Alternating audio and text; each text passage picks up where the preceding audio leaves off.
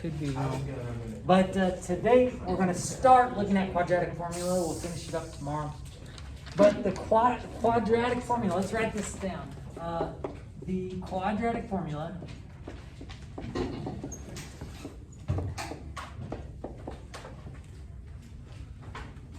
can be used to find solutions of any quadratic equation. Well, guess what? What else have we learned could be used to solve any quadratic equation? Completing the square. Completing the square can be used. So smooth. It turns out that this formula that you're going to be introduced to today comes from completing the square. It's just somebody figured out that if instead of using specific numbers, if you use like A, B, and C in place of those numbers that you would normally have in a quadratic, and if you completed the square using A, B, and C, you could get this formula I'm about to write for you. So the formula is nice because you don't have to worry about keeping equations balanced. You don't have to worry about perfect squares and things like that. The only thing is you got to get the equation equal to 0, or no? Yeah, you got to get the equation equal to 0, and then you're just using a formula. So some people really like this over completing the square. But the formula is a little bit squarey. It's a little bit scary. That's what I'm going to say. All right. So here's the thing. You got to have it in basically standard form. Okay. So you guys see how it's a quadratic. You guys with me on this? Yeah. You want it in standard form. You want it equal to 0. Must be equal to 0. And if you got it in this format, then the formula goes. And I'm going to sing a little bit. I hope you don't mind, because it's the best way to remember this formula, all right? Oh my gosh, I saw this on It goes like this. It goes x equals negative b plus or minus the square root of b squared minus 4ac all over 2a. Okay, so Okay, it yeah. goes, thank you. X equals That's a long song. negative b plus or minus. By the way, remember how we have to do plus or minus when you complete the square? Well, that's it right there. That's it. So x equals negative b plus or minus the square root of b squared minus 4ac. All over what? 2a. So I'm telling you, sing it a couple times to yourself or out loud, and you're gonna have this formula memorized, okay? But it's basically pop goes the weasel. You guys with me on that? Yeah. All right.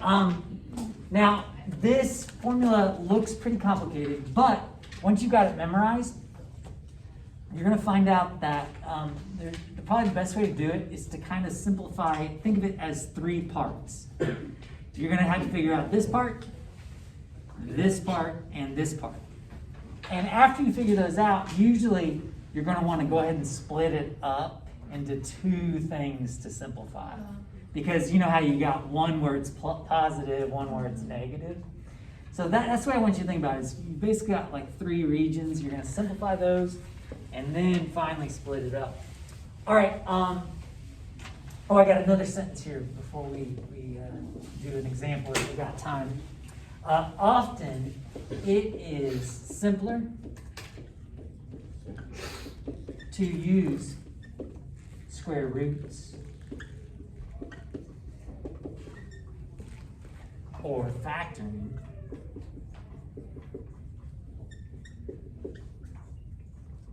to solve quadratics.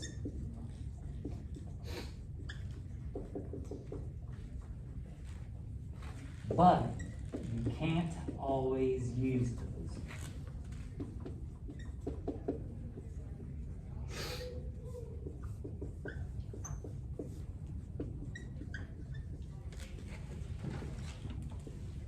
But again, I do want to remind you, this actually comes from completing the square.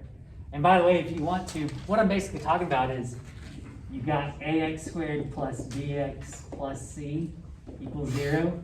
Complete the square for this. Wouldn't you have to first, are you allowed to have a number out front to complete the square?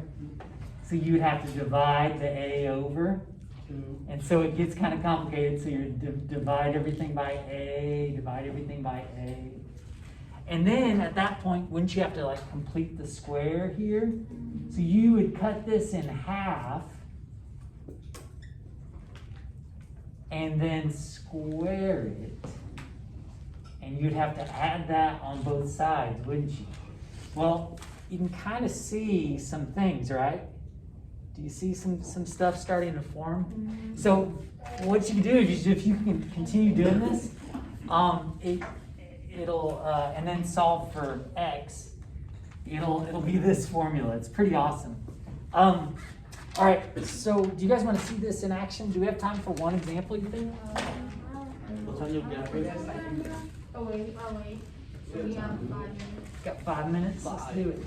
Let's do it. So let's do one that I guess is technically factorable. So the answers will be somewhat nice. Let's solve 12x squared minus 4x equals 5. To do the quadratic formula, what's it got to be equal to? 0. So let's take care of that first.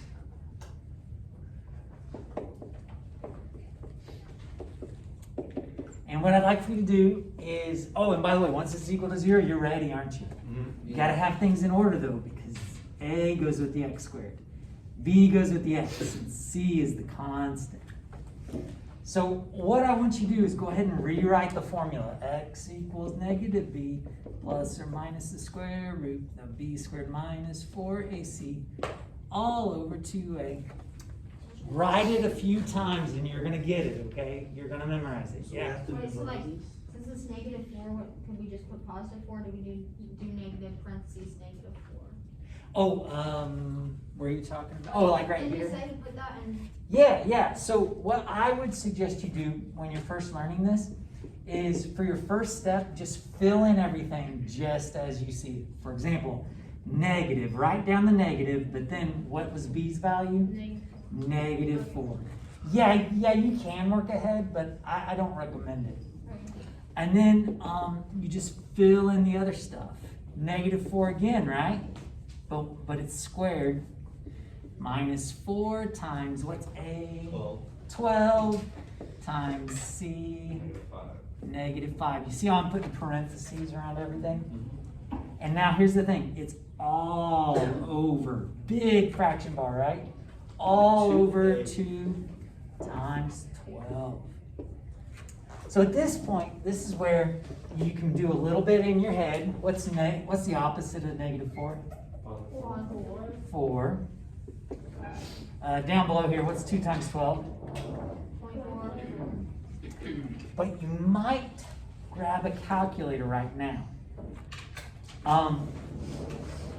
Some of your calculators, you can enter all this in at once, can't you? Yes. But other calculators, it might make sense to kind of do this first. Isn't this going to be 16? Yeah. And then maybe kind of punch this in your calculator real quick. Because aren't you then going to have to add or subtract those totals? Mm-hmm. So I'm noticing 12 times 5, that's 60, times 4 is, what is that? 240? Yeah. So we're going to get 16 plus 240. So that's going to be square root, right? What's the square root of 256? Punch that in your calculator. What do you get? 16. Oh, is it nice like that? Yeah. Oh, shoot, So dang. that's my calculator. So all this is what? 16. 16. Now you split it up. Because you're going to get two answers. You're going to get 4 plus 16 over 24. And what else are you going to get? 4 plus 16. 4 minus 16 over 24. And then you'll get your two answers. So we'll pick up on this more tomorrow.